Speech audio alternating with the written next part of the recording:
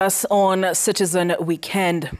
There was a somber mood in Makutano, Emali, Makueni County as a family, friends and youth gathered to bid farewell to Garson Mutisya, a 31-year-old who was fatally shot by police during the June 25th anniversary Gen Z demonstrations in Emali. A funeral that turned into a rallying call for justice and accountability, with leaders from across the political divide condemning what they termed as state-sponsored onslaught against innocent youth, demanding change. As the family mourned their son, they called for justice for a lost soul. Crispin Otieno brings us that report.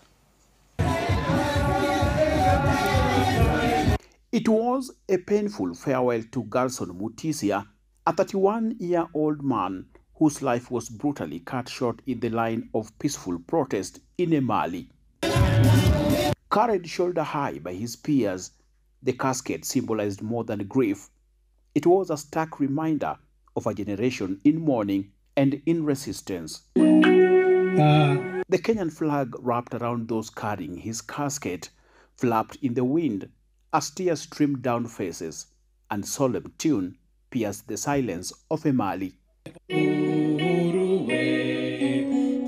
For his family, the pain is unbearable, but the resolve for justice unwavering.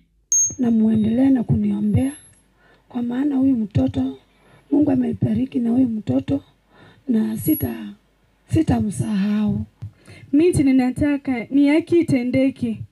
Kwa watoto ni wameuliwa, ni haki itendeke. Gen Z protesters who turned out in large numbers stood firm, promising not to let Mutisya's death and that of many others be in vain. Na wazazi msiwahi sahau, kuna siku mtu alisimama akasema watoto wenu wapigwe risasi. Alafu kuna MPs wakakuja wakasema msipige kwa mguu, pige wa kuua. Na ningependa kusenda message to Mr. Ruto. There is no dialogue. There is no dialogue because we called you on X and everything that we said was not done. The emotionally charged burial turned political, with leaders in attendance calling out the government for what they described as a grave injustice against the country's young generation. This is a serious national issue. When Mheshimiwa Raila Odinga speaks about dialogue, I don't think he understands what dialogue these young people are looking for. It's not dialogue about who is going to be prime minister. The only dialogue that will happen in Kenya is the dialogue where there is justice. Hawa vijana wote na ni wengi wamekuwa wanauawa na serikali, ni assassination. Kitu kiitwe what it is. Garson Mutisya was described as a hard-working young man, a cornerstone to his family, whose loss has left a gap that will be hard to fill.